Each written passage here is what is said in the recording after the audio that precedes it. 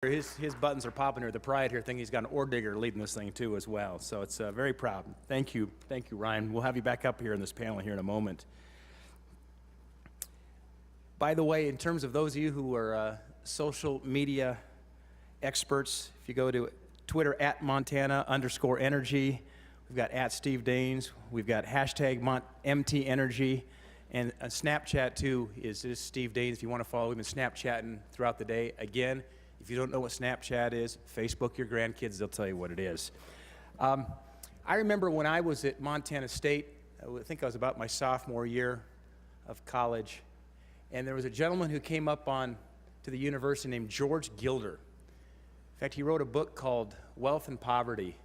In fact, I believe that was the one book that Ronald Reagan read when he was recovering from the attempted assassination on President Reagan. He read that book that George Gilder had written called Wealth and Poverty. I'll never forget, I went and heard the guy speak, and he talked about, and here it is in the early 80s, and he commented that American innovation will drive an oil and gas renaissance. There will be an abundance of oil and gas looking forward. And he was ridiculed. I remember there were some kind of highbrow academics that were there that were literally saying some things and ridiculing him. And let me tell you something, he was precisely right. And he's been vindicated in some of his projections here. Again, placing bets on American innovation and American grit in figuring out these problems. And that's where I think we need to place our bets right now, is in our innovation, as we are leading this renaissance in energy for the world. We're going to have a panel, and as I introduce this panel, would you please just start coming up and be seated? This is a panel on energy exports, opportunities and challenges facing Montana and the nation. We've got our moderator is Bill Whitsitt. He's a Ph.D. Bureau of Business and Economic Research. We've got Colonel James Mariska. By the way, Colonel Mariska is on my team that helps select Academy nominees. It's one of the best phone calls I get to make in this job is when I notify a young Montanan they've been appointed to West Point or Annapolis, the Air Force Academy, the Merchant Marine Academy. That's the joy of this job when you get to call these young men and women, and Colonel Mariska is on my selection team. We'll have Ryan Lance back up here. We'll have Darrin, Coyote, chairman of the Crow Tribe, and Wendy Hutchinson, the vice president of public affairs, Millennium Bulk Terminal from Longview, LLC. A couple quick thoughts, I'll turn it over to our moderator, Bill Whitsitt. That is, you heard what Ryan Lance said. It was a very important comment we've highlighted a couple of times during this summit. The United States just became the world's leading oil and liquids producer. That is a profound statement. We surpassed both Russia and Saudi Arabia, and what that means for our long-term economic security and, importantly, our national security is the dollars now are staying in the United States instead of sending them to a part of the world that oftentimes is not our friend, but more often our enemy. In Europe, if you read what's going on, this where Putin threatened to shut off the natural gas supplies to Europe. About a third of Europe's natural gas comes from Russia. 40% of that flows to the Ukraine. Can you imagine how important it is for Europe to look to the United States for natural gas instead of being dependent on the antics of Vladimir Putin? And lastly, on the issue of coal, think about exports there. Japan is building coal-fired plants. China is building coal-fired plants. Our trading partners would rather see a reliable source of energy from a country like the United States they can depend on in the uncertainty in the geopolitical landscape of the world today. So these are tremendous opportunities for America to not only be energy independent, but also to fuel the world. And the world will be a safer place, and America will be more prosperous if we lead in this area. And so that's why I'm looking forward to this panel. Bill Whitsitt, take it away, and thanks much. Is the mic going? Okay. Well, thank you. And I was struck by the thought that just a few years ago, this panel would have been inconceivable because we all remember we were running out of energy. But today, the Energy Information Administration believes that we are 90% energy independent in the United States. And actually, we have some categories of energy that we're going to talk about that we have an excess of, that are available for export. We've long exported high-quality Montana coal to other states and other countries, Electricity generated in Montana is actually exported to other states. We know that. We export petroleum products from our Montana refineries to many states in our region. We also export petroleum products nationally to other countries in very large quantities. And now, with the crude oil export restrictions being lifted and with permitting being streamlined, we are beginning to export crude oil and liquefied natural gas to other places in the world, and we're going to talk about that. Now, other talks and panels yesterday have really focused on renewables and their contribution to particularly electricity that's available for export. So today, our excellent panel here is really going to talk more about the traditional foundational fuels of oil, natural gas, and coal, and the export opportunities and challenges there. And let me just say a couple of quick things about our panelists. You've met Ryan Lance, and we're delighted to have Ryan on the panel. Darrin, Old Coyote, the chairman of the Crow Nation, has actually been with his tribal government for about a dozen years. We're honored to have him here, and during that dozen years, he has seen the Crow Nation participating in energy supply for the country and for Montana, but he's also seen some real dynamic changes in markets and proposals of public policy and public policies that have the potential to undermine the economic base that coal provides today and can provide in the future for the Crow Nation. So he brings a unique perspective to our discussion today. Wendy Hutchinson is Vice President of Public Affairs for Millennium Bulk Terminals, and her company is redeveloping its Longview, Washington bulk materials port as a coal export facility. She's an engineer. She's had a long history in the coal industry and brings another unique perspective. And then Colonel James Mariska is with Vets for Energy. That's an organization of volunteer veterans who are focused very sharply on the implications of energy policy and national security. He's had a 34-year career in the Army and the Army Reserve, focusing on intelligence, security analysis, ordnance, and we are delighted to have his perspective too. What I'd like to do is go right to questions. And the first question I'm going to ask to each of the panelists, and then we're going to start following up on some of the things they say and some other questions, and we will take questions from the audience as well.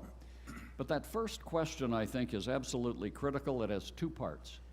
What do you think the most important opportunity for energy exports from the U.S. is? And the corollary is, what do you think the biggest challenge is to fulfilling that opportunity? So I'm going to just go right down the line, starting with Ryan. What do you think, Ryan? So, yeah, that's a pretty compelling question because the two are so interrelated. I think the biggest opportunity, not only for the world, for the U.S., but for Montana, is being able to export the resources that you have here, whether it's timber, whether it's grain, wheat, barley, whether it's coal, whether it's oil and gas, electricity. The biggest opportunity with the energy abundance that the country's gone through is trying to get that to the rest of the world that doesn't have that same abundance of energy that we have here in Montana and what we have in the United States. So that is the biggest opportunity, is get our product out into the world markets. Now, the threat to that is really infrastructure. And a lot of that is, in my opinion, around the inability for the governments, the landowners, everybody to come to agreement to build the infrastructure needed to export the product, whether that's LNG, whether that's coal, whether that's oil and gas. I got asked a question on the Keystone Pipeline a little bit earlier. Those are the kinds of things that this country is going to need if it's going to embrace and be able to export some of the energy that we have and move it to various states in the United States, and then obviously to different countries around the world. Chairman? Opportunity is a lot of the countries I've met with, folks from China, their needs for not only energy but for food security. Energy security and food security are main areas of concern for the Chinese people, and I met with them on 2 different occasions, and both times they asked me quite specifically, how much coal does the Crow tribe have, and how much wheat and barley and all the, the different foods. And so the opportunity is there for not only energy security, but for food security for not only China, but other countries in the Asian market is there. People are wanting coal, energy security, and then food security as well. So that's a big opportunity. And how about the challenge maybe that you see? Any particular one that leaps out to maybe preventing us from fulfilling that opportunity, Darrin? Well, the biggest challenge for us is that right now we have folks, not only in NGOs, but the U.S. government kind of overreaching and, putting a halt to EIS. The environmental impact statement that's been proposed on the terminal that we've been working on.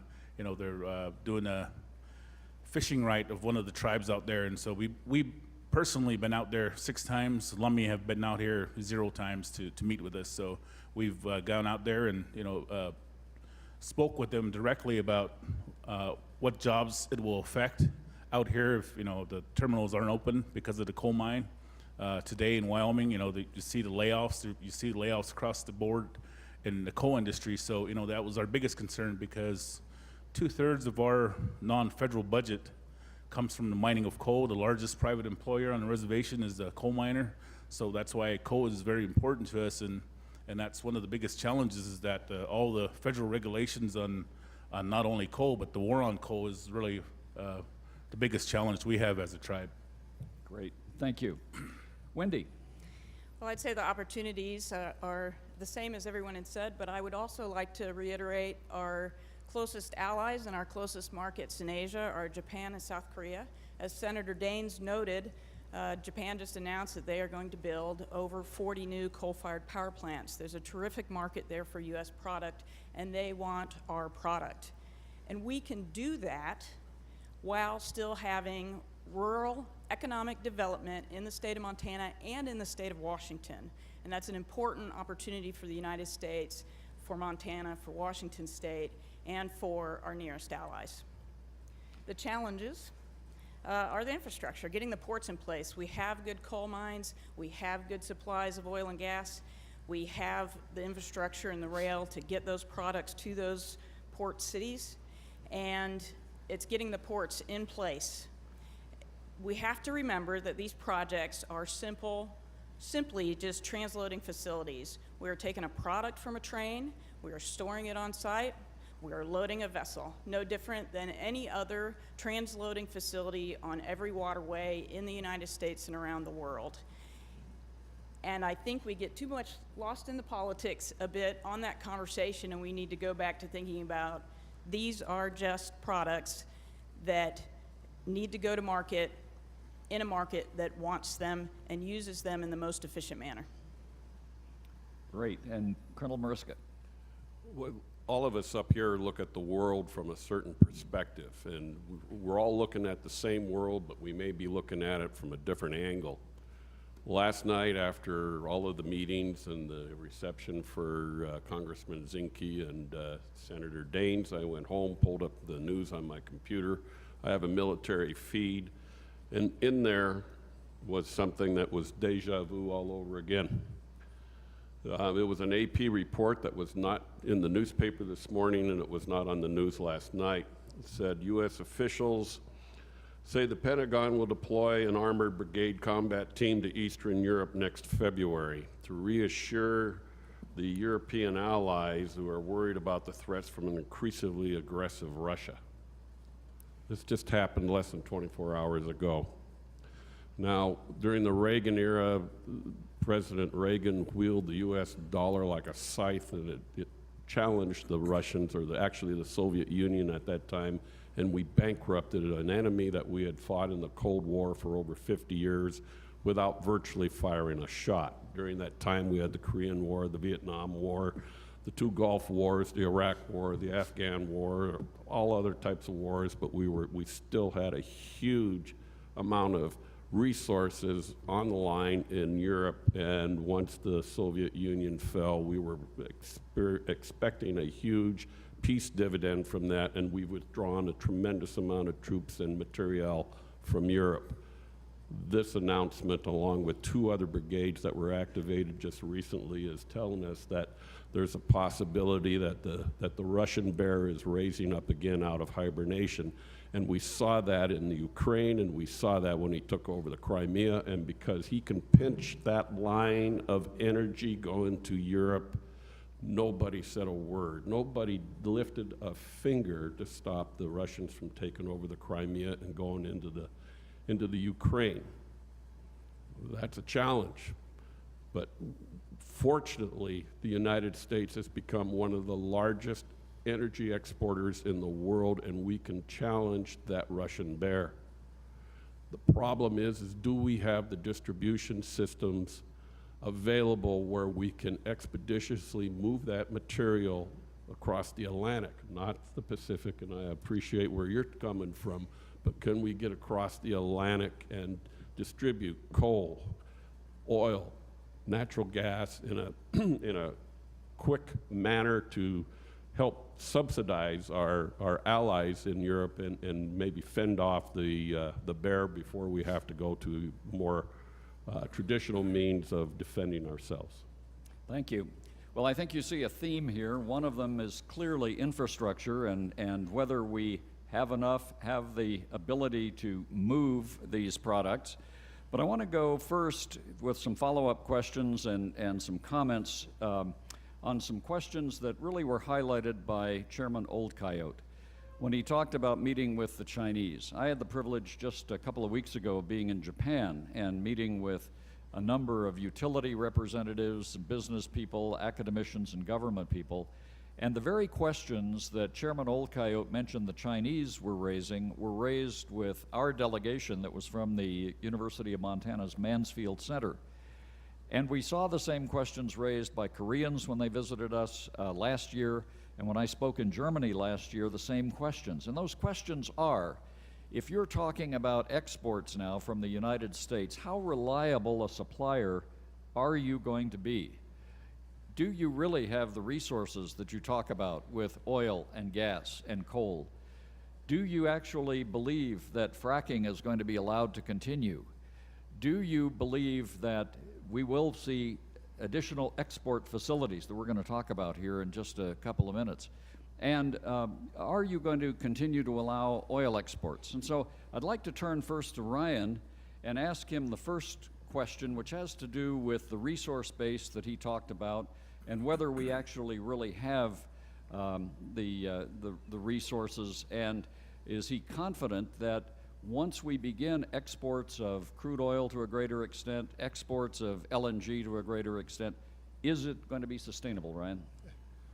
Well, I think the short answer is yes. I think, I mentioned it earlier on the natural gas side. We have a century supply in North America between what we've discovered here in the U.S. and what we've seen in Canada, our partner to the north.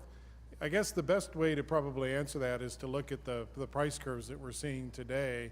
It responds to supply and demand, and the fact that people thought we peaked in production in the United States in 1972, and we surpassed that peak and improved upon it by about 4 million barrels a day. So technology and innovation are alive and well. And I tell people on the U.S.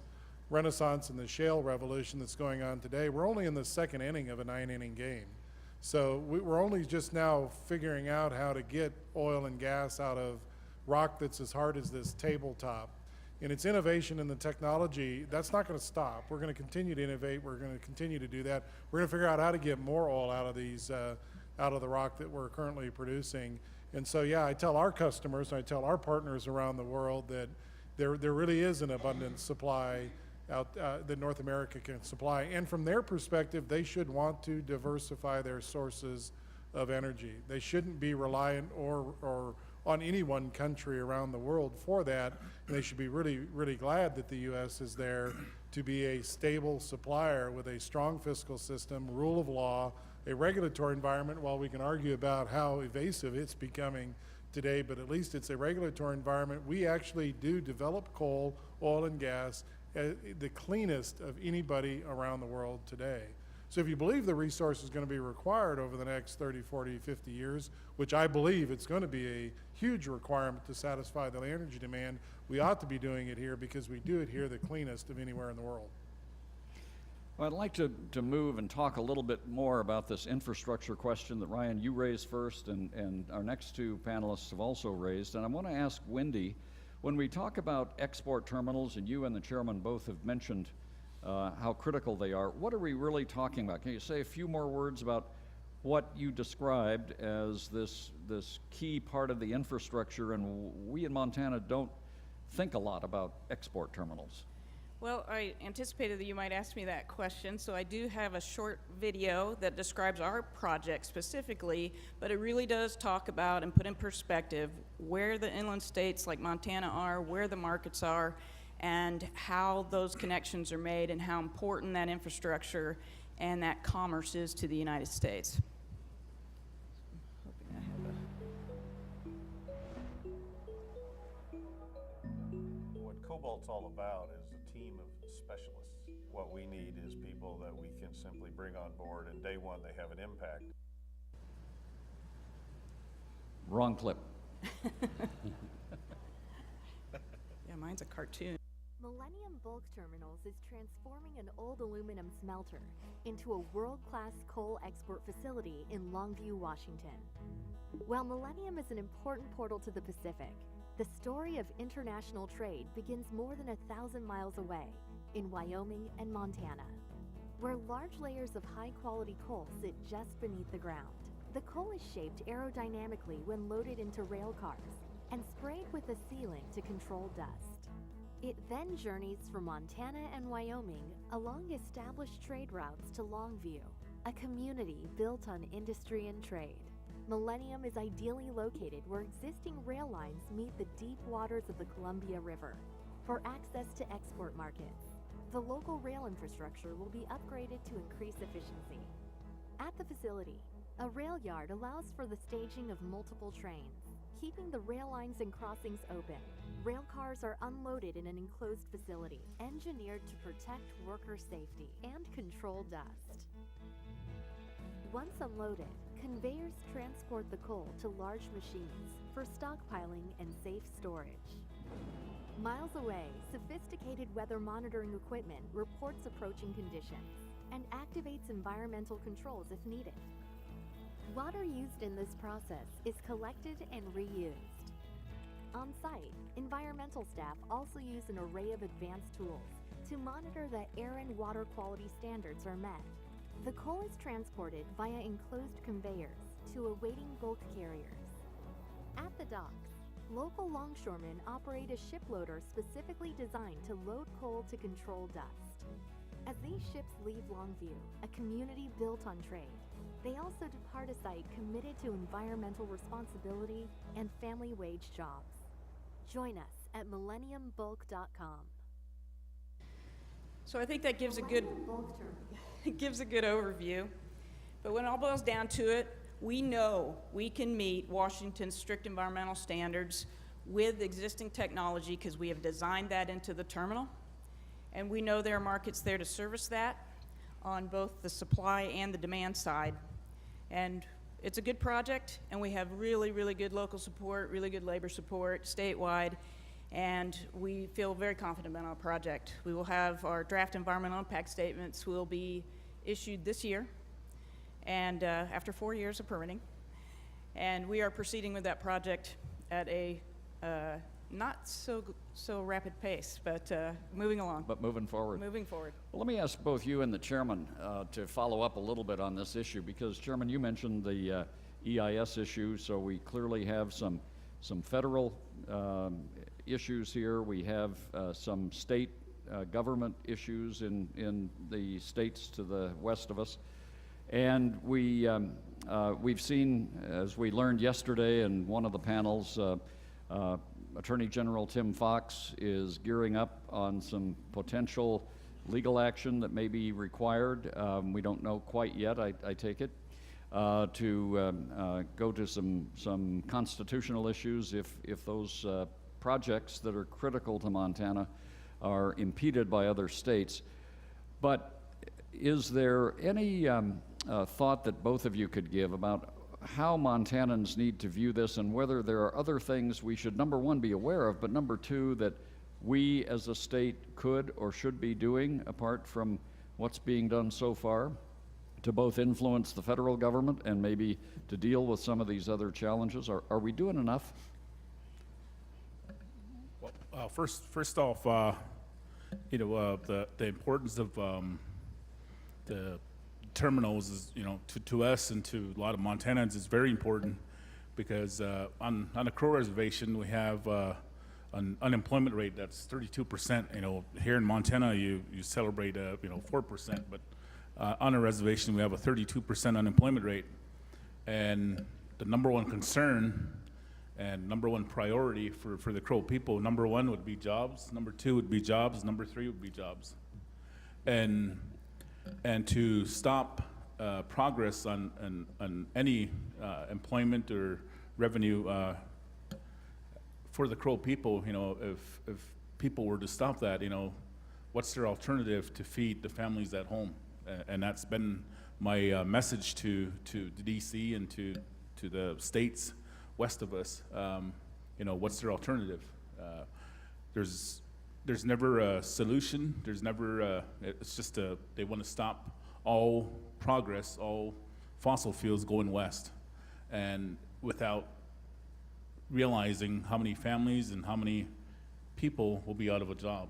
And that's, I think if we all sat together, renewable, all these environmental NGOs, I think we could solve a lot of problems, but that when the federal government comes in and sides with NGOs on all fronts, whether it be the Keystone or the terminals, or then it's very difficult to advance. And that's one reason why I've been very outspoken about the importance of jobs and to getting our products to market. And the EIS was supposed to be out, a draft of it this year for the terminal that we've been working on. And now we're hearing otherwise from the Army Corps. And so that's disheartening to hear, but at the same time, our only source of revenue right now is coming from the coal mines. So it's helped me to diversify into other areas of revenue as well. So it's, in one area, it's a good thing that it's stopping us, because I realize now that we can't be dependent solely on coal, and we got to diversify. But at the same time, if there's no coal, then a lot of our people, in the meantime, before these other projects get going, it's going to take some years to transition. And so with that, that's one of the biggest areas of concern for my people and for myself. Let me follow up with you, because I think that's a very important point that maybe many Montanans don't fully appreciate. I was talking with the Montana Coal Council the other day and was told that actually, in terms of capacity to export more coal, I think our production is about 44 million tons a year now statewide, and we could actually increase exports by maybe 20 or 30 million tons. So the potential is tremendous. But let me go back to the employment issue, because I think that's very important. If we were to see prices recover, and we know that part of the decline in the coal market has been economic forces, and other parts have been policy that we do want to talk more about, but how quickly, or is there a process that can be put in place to make sure that we have the manpower on the reservation and in Montana to meet this demand if we were able to begin to fulfill that potential? Are you confident that you've got the workers that can handle this, Darrin? Yes, we do. For the last 40 years, we've had coal miners. A lot of them have retired from the coal mine who are tribal members. Majority of them, being tribal members, and we do have the manpower to fulfill. And I believe we have also the coal, enough coal to for the demand. We have 9 to 10 billion tons of coal on a Crow reservation, and so far we've mined about 100 million tons for the last 40 years. Excellent. Wendy, let's come back to the terminals here for just a minute. What about you? Are you convinced that people understand this well enough and that we're doing what we can from Montana to try to make sure that your project goes forward?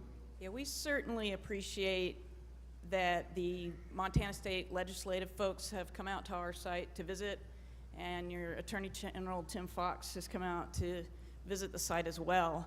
And we appreciate those visits so that your folks can get educated on our project and understand what it means to the state of Washington and the town of Longview. But also, a lot of the policies that have been put in place for, unfortunately, for the legal battle that we know is coming, that's very helpful to us. As well as, I have to say, the state of Wyoming has been very helpful, that they have allocated funding in the governor's office to bring legislators from the states of Washington and Oregon to Wyoming to educate them about coal.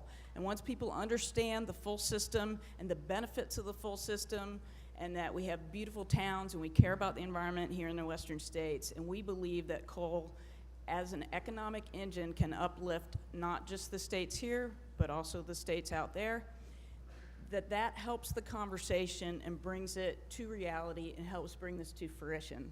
And I have to say, you as individuals, when these draft environmental impact statements come out and you get that email that says, please comment, I would say, please comment, we need your voices.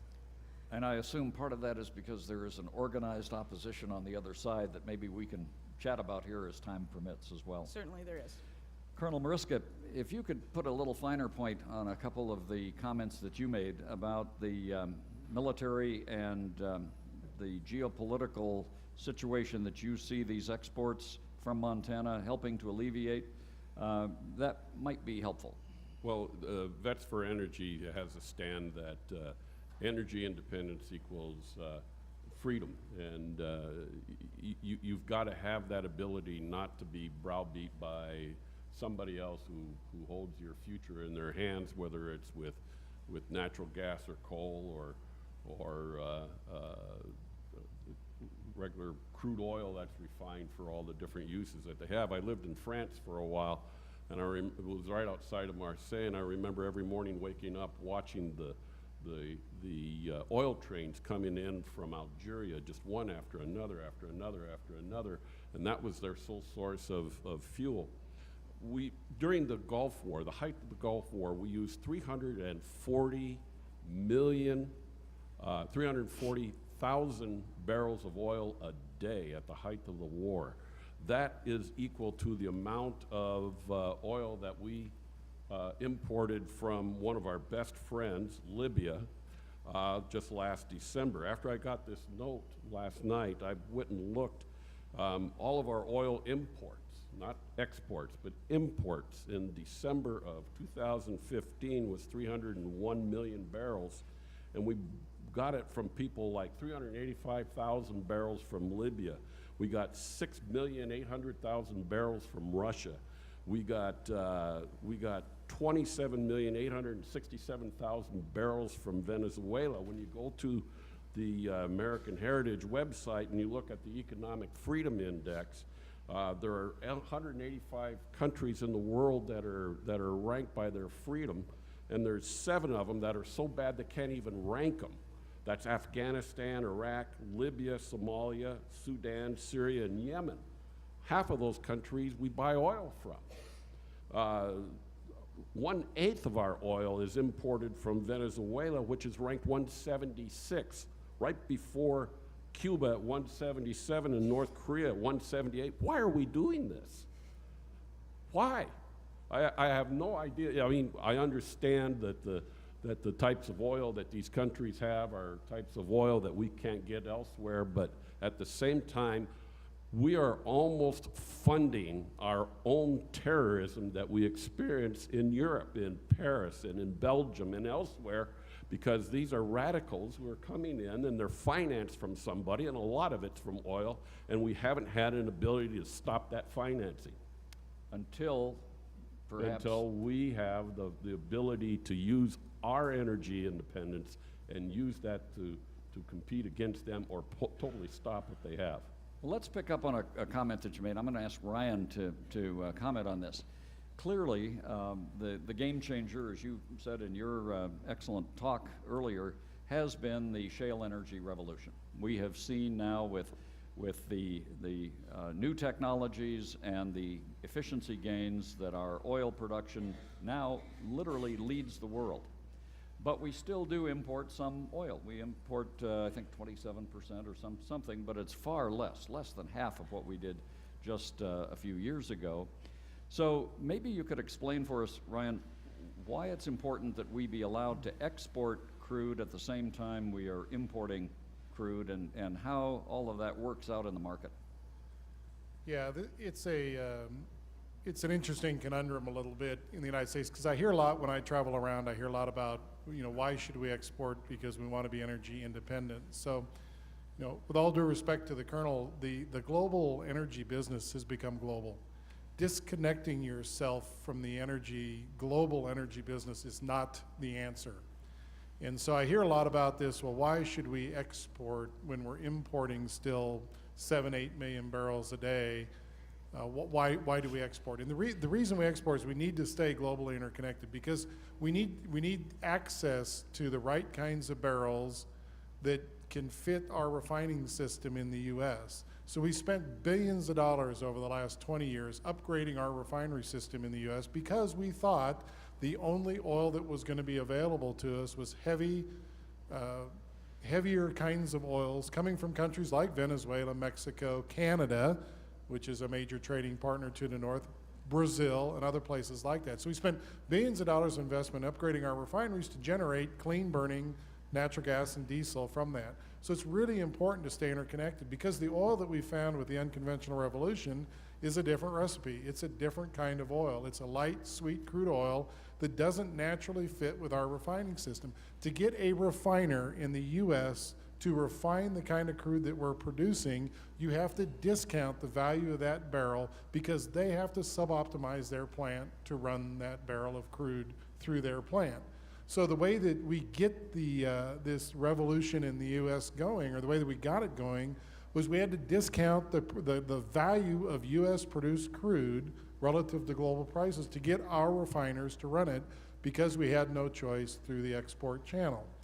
Now, through the hard work of Congress and many of the industry leaders, we got the ability to export. What that's done is increase the value of our U.S. American crude and allow us the opportunity to compete in the global markets to buy the cheapest kind of crude we can, refine it here in the U.S., keep the refineries open, generate the cheapest gasoline and diesel prices we can, sell our high-valued American crude in the open market into the refineries that are designed and built for that kind of a crude. So it's that mismatch, and it's really, really difficult for a country to completely match up their system to become what you call energy independent, to where every bit of crude that you produce in your country is refined in your country, and then the diesel that's shipped out. People don't understand, we export 40 to 50% of the product that we produce in the U.S. So we don't consume all the gasoline and the diesel in the U.S. that we do. So we had the ability to export that product, but up until December of this year, we didn't have the ability to export the feedstock that made that product, and that made no sense at all. And we were entering into a period where if we allowed that to continue, the only way that we would keep the U.S. oil and gas system going was to dramatically discount that price of the crude in order to get our refineries to go take it. So it's important to remain connected in this global energy business. That's what it's become. The natural gas side has now become that same thing, because now we have more than we can deal with, more than we can consume in the United States. So we have two choices. We either shut it down and stop the development of that activity, or we export the product. And we've at least got to a rational place that says, let's export the product and get it to countries that don't have the ability to find that kind of product in the open market from countries other than ones that are politically unstable and problems in the world. So now we represent a real opportunity for our trading partners around the world to be a secure and a safe supply source for both crude and natural gas. Well, I want to open up the questions here to those in the audience who may have a question while we continue this discussion. So I'm going to just see if I can see whether we have anybody out there that might want to challenge us a little bit. We have one over here, okay? Yeah. I'd like to ask this question of Colonel Mariska because of his background in security and counterintelligence. The cybersecurity of our power grid is a great challenge. Now that our grid's been computerized, it can be hacked and shut down. For example, many smart meters have an infrared port that can be accessed with an optical scanner, and the meter can be hacked and used to access the entire smart grid. And last fall, Congress held a hearing, or rather the Committee on Science, Space, and Technology held a hearing on the cybersecurity of the power grid. And an executive in a major utility testified that he had to employ full-time 24-hour IT support to repel the constant hacking attacks. And in December, a cyber attack shut down the power grid in Ukraine. So it used to be that if someone wanted to sabotage a power grid, they had to go there personally. And now all they have to do is point and click. So in this way, the computerization of our power grid has made us more vulnerable to foreign operatives. So would you please, Colonel, address the issue of cybersecurity of the power grid? Thank you. I'm not qualified for that. I can tell you, though, that some of the main hackers and people that we've had the most problem with, and you've been able to read it in the news, is Russia and China. Well, guess what? They were, during the Cold War, those were some of our biggest adversaries, and these are people who have a history of both espionage and sabotage against the United States, and they have very well perfected and sophisticated systems in the ability to compromise our security, and it's something that we have to have constant vigilance with.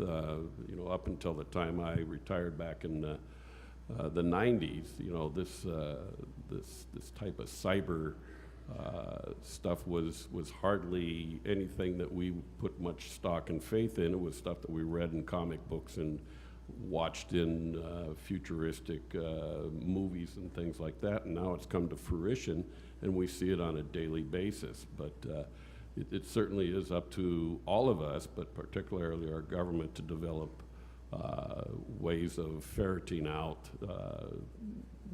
the attacks that we receive, because it certainly can shut down our economy. While we're waiting for somebody else to raise a hand for a microphone, I want to ask Ryan if he would comment on that from just a corporate standpoint. Yeah, I think it's really a critical area that's gotten a lot of attention over the last 5 to 10 years. I'd give you a couple of comments maybe that are a little bit differential. One is that the U.S. government and the security apparatus within the U.S. government is working a lot closer with business now to make sure that we can contain and make our infrastructure and the wired systems and the wireless systems that run our facilities and our gas transmission systems. We're working a lot closer together and improve the technology there. Now, are we where we need to get to be able to tell the public we're 100% safe? No. And I'm not sure we'll ever get to that point, but I think we've mitigated the risk dramatically. My company gets about 1,000 hits a day from various spots around the world. And so we spend a lot of time, and unfortunately we've had to spend a lot of time and investment hardening the systems, and I know we're not alone. So we're out there hardening our infrastructure, hardening our systems to make sure that people can't get into the system. And what's interesting that you may not appreciate a little bit, it's not just allowing them not to come in, but when they come in, don't let them get back out. We spend just as much time making sure they don't come in and get back out, and we've come a long ways, and now we're working a lot more closely collaborated with Homeland Security, the FBI, the CIA, and there's a lot of free flow of information. They will tell us when they sense us getting attacked, so, and we may not know it at that point in time. And so the old adage, if you think you're safe, you're not. You're being attacked, because there's so much of this activity, and it grows in leaps and bounds. But I'd say we've come a long ways in the last 5 to 10 years, and we have a ways to go. But I'd tell you, it's a pretty safe system, the way that the government and industry are working together now. Good. We have a question over here. Bill, I have a couple of questions. I think they're pretty simple. One is, I was curious about LNG prices. LNG around the world is depressed. I was wondering if Mr. Lance has a sense of how long that depression will last and when U.S. LNG would be competitive again. The second one is the question about finance a few minutes ago relative to suppliers or producers. That's got spin-off effects on MLPs. Is it having any impact on the ability to finance infrastructure around exports? So maybe your first question on LNG, LNG goes through the same sort of bust and boom cycles, and it's a buyer's market today. So there's plenty of LNG. A lot of projects have come on in Australia. Qatar has gone to 77 million tons of LNG per annum. Australia now is coming to that point and passing them with the startup of projects in Queensland Island and the Gorgon project up in the Browse Basin. And then finally, the U.S. has entered into the market as well. So what happened is, the arbitrage is the thing that's going to set the price right now in LNG is what is the Europe demand going to be? Because the ability for the U.S. to export LNG from the Gulf Coast into Europe is really going to start to set the regional demand. So the other Middle East suppliers and the Australian suppliers have the opportunity to go to Europe and to Asia. So when we think about it, we think that Europe is going to set the price globally for a while, because that ends up being a market that can, the other biggest spot market is Europe relative to the U.S. So that's where the prices are going to be set. And a lot of the questions then to the Colonel's comments go back to what is Russia going to do?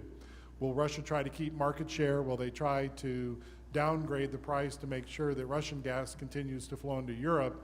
And so there's a lot of work being done, taking a look at that dynamic, trying to understand what is impact going to be on the LNG market. But it's going to be a soft market probably for the remainder of this decade, and it probably doesn't start to recover till later in the 2020s.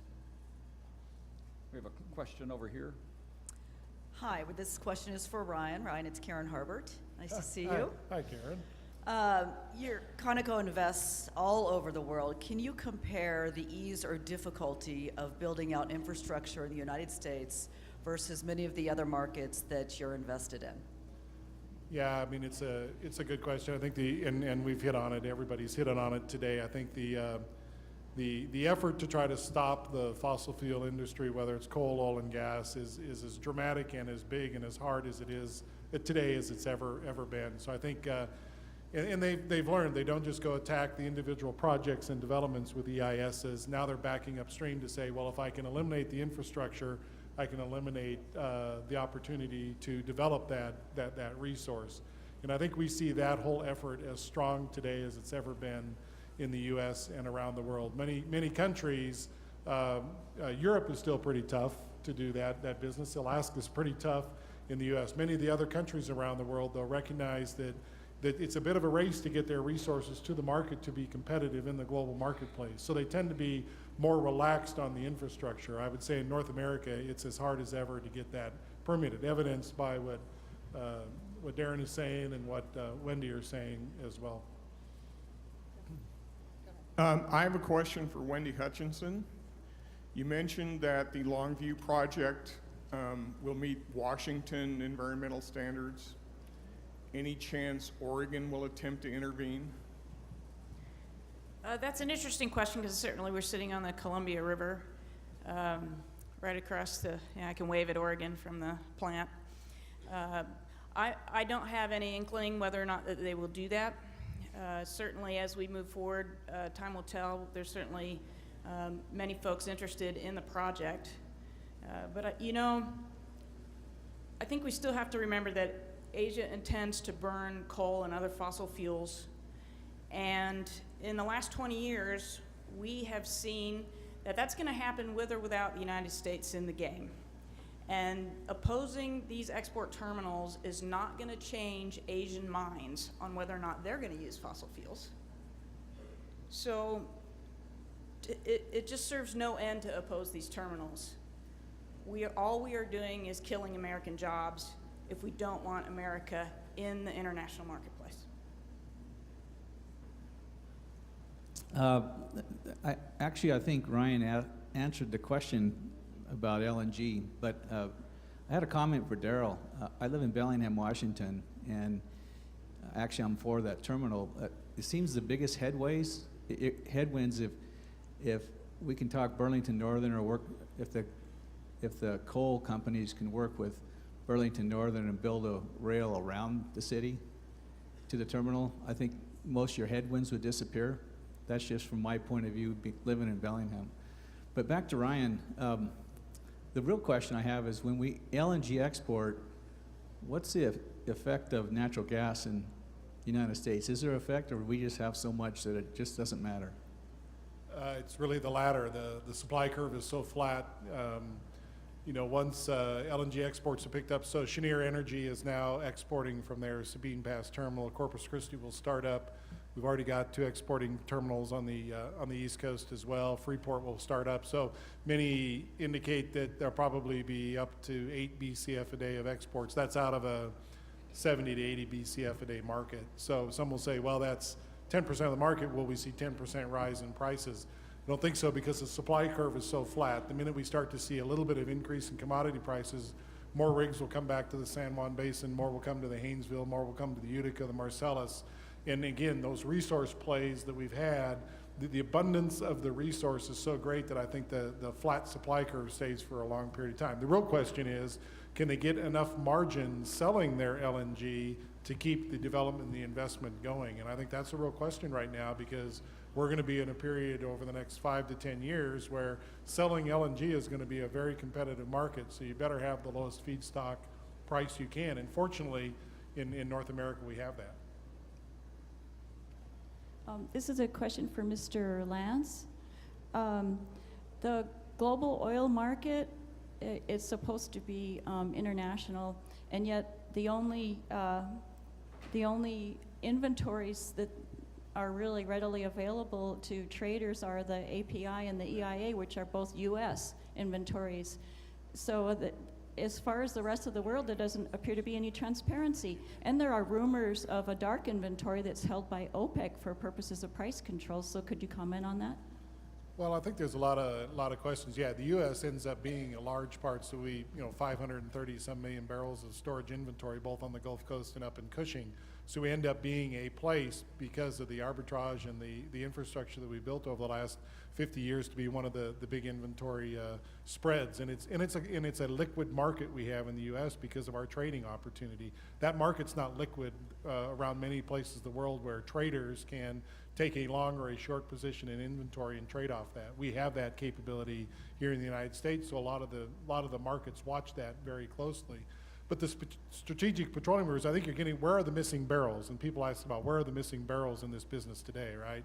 Is demand really greater than what it is? Because people may tend to say that they don't believe the 1 to 2 million barrel a day overhang. There are some structural increases that have occurred in our business over the last 5 years. People have built refineries. They filled up those refineries and tanks to be able to run those refineries. And the countries have taken advantage of the low cost of crude right now to build their strategic petroleum reserves. Typically China has done that, and some other countries around the world have. So there has been some structural increases around the world in that crude. It's less transparent as to how much is going into those non-U.S. barrels, but I still think the prevailing wisdom, and it is really evidenced by what's going on in the U.S. Inventory build, the inventory is still building, so it still says there is an over-demand. Supply is still exceeding demand, because even in the U.S. inventory is building, even when you take out refinery turnarounds around. So yes, I agree it's less transparent, but I think the reason it's congregated here in the U.S. is because we have a great transparent system for people to trade around the barrels. I'm going to cut off the questioning right now, just because we're about to run out of time here. And I do want to ask our couple of our panelists here if they have any final short advice for us as Montanans, for our policymakers, in terms of removing these challenges to exports. Chairman Coyote, do you have a concluding comment or so? Well, first off, I think we're all, whether it be the renewable folks or NGOs or people that work in the fossil fuel industry, we all have one common goal, and that's to create jobs. But we're all, the debate and the fighting. All of us as Montanans, we need to work together to find a way to create jobs and create an opportunity for Montanans because at the end of the day, all of us are Montana. I'm Montana, you're Montana. All of us just need to work together to find a common ground so that our families could, live in a better state. So.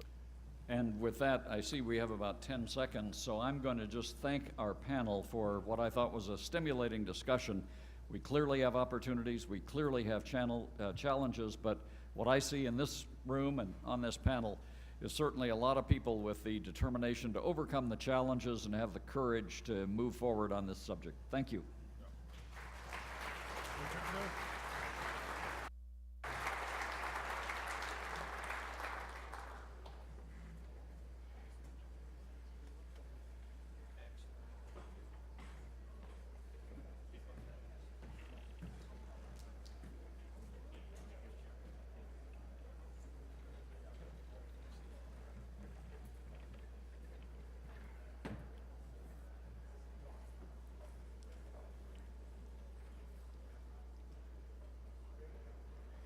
It's been said of Montana, we're really just one small community. I remember when I was in grade school in Bozeman, I'd walk to Longfellow School. Darrin Old Coyote's cousins, Rachel Old Coyote, was one of my grade school buddies there in Bozeman at Longfellow School. So it's some of these relationships go back literally a generation. Thanks for that great panel. Bill, thanks for facilitating it and for the answers and the thoughtful and great questions too from the audience.